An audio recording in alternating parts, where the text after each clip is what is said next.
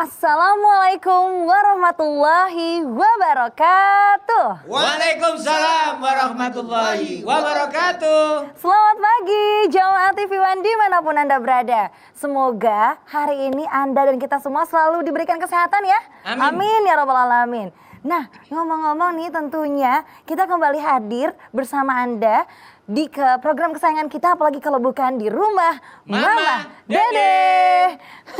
Aku dari tadi jadi nggak fokus nih karena kok Anda Bawi cuman berdua, terus Mas Bedu belum ada juga. Ini pada kemana ya? Ini si Ambung sakit. Masya Allah, iya. Nah ini dia, waalaikumsalam. Mas Bedu. Berdua aja kayak sendal. Mas Bedu dari mana? Kok baru datang Aku terlambat? habis ngecek kesiapan panitia kurban. Panitianya siap gak untuk dikurbankan? Bukan. Maksudnya panitia nggak siap gak untuk berkurban waktu dan tenaganya untuk menyelenggarakan kurban gitu kan? Aku cek dombanya, bener gak di domba? Taunya ntar bukan domba lagi. Oh Mas Bedu panitia nih ceritanya? Aku bagian dari panitia juga. Oh Masya Allah ya, ini jangan-jangan juga yang dua ini lagi ngurusin Nah, aku ini takut hewan satu lagi si kurban. Amung dikurbanin nih. Amung. Enggak. Nah tapi nih Mas Bedu, ngomong-ngomong kurban ya, kan sebenarnya tiap tahun kita tuh selalu berkurban, ya yang punya rezekinya. Tapi itu memang sih dianjurkan oleh nabi-nabi sebelumnya. Cuman kita kenapa harus tiap tahun gitu ya kurbannya? Lah kita juga tiap detik napas, kenapa harus napas? Oh gitu ya? Kenapa harus napas lagi gitu kan? Juga ya? Yang penting gitu, nggak tahu deh. Kalau itu ntar tanya mama aja dah. Yang lebih ngerti mama kayaknya. Iya tanya ya. mama aja masalah itu. Assalamualaikum. Waalaikumsalam. Teman kalian pada kemana? Jadi korban semua. Masya Allah. Mas. Mudah-mudahan ini korban yang terakhir. Bener udah, Mang? Alhamdulillah, Mang. Pangestu. Lagi korban kenapa? Korban hati ya bukan Mbak. Ini ngomong-ngomong kurban Mbak. Kan tiap tahun Mas Bedu kurban. Alhamdulillah Mama juga pasti kan kurban. Ini pada kurban. Nah kalau dipikir-pikir kok tiap tahun selalu kurban gitu loh Mah. Apa gitu? Kenapa setiap tahun harus kurban kenapa, gitu, gitu? Mah? Gitu. Oh kenapa harus Jadi korban? kurban itu sebenarnya buat apa sih, Mah? Gitu. Oke. Bismillahirrahmanirrahim. Assalamualaikum warahmatullahi wabarakatuh. Waalaikumsalam warahmatullahi wabarakatuh. Alhamdulillah dzikrihi tatmainal quluba bi fadlihi tughfaru dzunub asyhadu an la ilaha illallah al khaliqul ma'bud wa asyhadu anna muhammadar rasulullah shariful maud.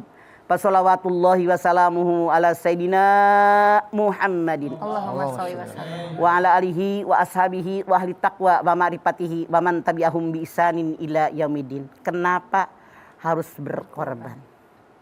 Allah berfirman, "Inna a'toina kal kautsar, fasalli li rabbika wanhar." Sesungguhnya betapa banyak nikmat karunia yang Kau berikan kepada kalian. Maka sholatlah kalian untuk Tuhanmu, wanhar, berkorban. Tuh. Kalau Zahra nanya kenapa harus berkorban? Lihat ayat yang pertama. Telah aku berikan kepada kalian nikmat yang sangat banyak. Lalu kata Allah, sholat untuk Tuhanmu. Kemudian berkorban. Artinya apa? Kenapa diperintahkan kita berkorban? Mensyukuri nikmat Allah. Jelas Zahra? Iya Mah. Allah berfirman, wa in ta'uddu nikmatallahi la tusuha. Kalau kalian menghitung nikmatku, nggak bakalan kehitung. Coba, orang pada sakit kita sehat. Nikmat nggak? Nikmat. Orang punya mata nggak bisa ngelihat walaupun melotot kita bisa melihat. Masya Allah. Orang punya mulut nggak bisa bicara kita bisa bicara dan seterusnya mensyukuri nikmat Allah. Kita tahu sejarah berkorban. Pada malam ke-8 Nabi Ibrahim bermimpi diperintahkan menyembelih anaknya Ismail. Pagi hari Nabi Ibrahim berpikir ini perintah Allah atau emang godaan setan. Berpikir bahasa Arabnya tarawa, kata benarnya tarwiyah. Maka tanggal 8 bulan Zulhijjah disebut hari tarwiyah. Mikirin, dipikirin. Malam ke-9 Nabi Ibrahim bermimpi kembali dengan mimpi yang sama. Ditambah ini perintah dariku kata Allah. Maka tanggal 9 bulan Zulhijjah Nabi Ibrahim tahu ini perintah Allah. Tahu bahasa Arabnya Arafah. Kata bendanya Arafah. Maka disebut tanggal 9 bulan Zulhijjah disebut hari Arafah, hari tahu. Tuh, kita kalau haji pada hari di Padang Arafah, puncak haji, Al-Hajju Arafah. Tahu siapa saya, siapa yang menciptakan saya, hidup di buminya Allah, rezeki dari Allah, akan mati kembali kepada Allah, mempertanggungjawabkan apa yang kita kerjakan di alam dunianya Allah. Tuh, tahu. Tapi Nabi Ibrahim belum tahu kapan pelaksanaan penyembelihan ini. Masya Allah, malam ke-10 Nabi Ibrahim bermimpi dan mimpi yang sama, diperintahkan penyembelihan paling cepat besok setelah sholat Idul Adha. Tuh. Jadi waktunya menyembelih korban itu habis sembahyang Idul Adha, hari tasyrik, tanggal 10, 11, 12, 13, dur maghrib habis 4 hari. 4 hari, Ma. Ini waktunya berkorban. Jadi Nabi Ibrahim, kan kita tuh dalam sejarah. Sekian puluh tahun berdoa kepada Allah selalu. Rabbi habli minas solihin. As-Sofat ayat 100. Ya Tuhanku, berikanlah kepadaku anak yang soleh. Puluhan tahun berdoa baru dikabul. Ternyata begitu anaknya sudah agak besar, bisa menolong, membantu kerjaan orang tuanya. Ada lihat As-Sofat 102. Falamma balago ma'u sa'ya qala ya bunayya inni ara fil manami anni adbahuka fanzur mada tara. Lalu ayah Nabi Ibrahim ini, dia bilang sama anaknya, ketika anaknya sudah mulai bisa menolong ayahnya. Kalau anak-anak bisa ngebantuin ayahnya mungkin usia 8, 9, 10, 12 tahun kan. Iya. Jadi berbeda pendapat ulama, tidak usah masalah. Yang jelas anak ini sudah bisa membantu kerjaan ayahnya. Lalu ayahnya bermimpi. Diperintahkan menyembelih putranya Ismail yang sekian puluh tahun dia mendambakan seorang anak. Sejarah mengatakan Nabi Ibrahim bilang sama istrinya Siti Hajar, mandikan anak kita, pakaikan pakaian yang terbaik, kemudian pakaikan minyak yang terwangi yang kita miliki.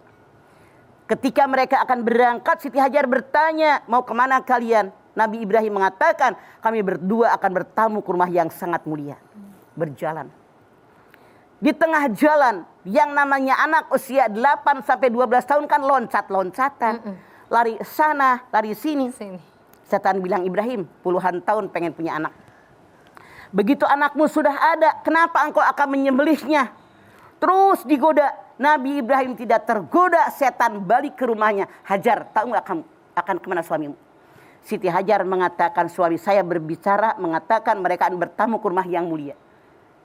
Kamu lihat suami kamu bawa pisau sama tambang? Lihat. Karena suamimu akan menyembelih anakmu.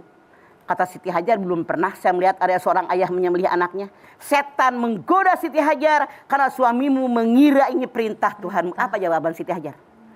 Kalau emang itu perintah Tuhanku, jangankan anakku, aku pun rela untuk disembelih. Bayangkan betapa mental, kekuatan iman, akidah Siti Hajar luar biasa sampai dia menjawab, jangankan anakku, kalau aku pun diperintahkan disembelih, aku rela. Saking kuatnya. Luar biasa. Baik jamaah, setelah ini kita akan lanjutkan lagi bagaimana sejarah mengisahkan tentang kenapa kita harus berkurban. Dan saat lagi tentunya kita akan kembali lagi. Jadi jangan kemana-mana, tetaplah bersama kami di Rumah Mama Dede.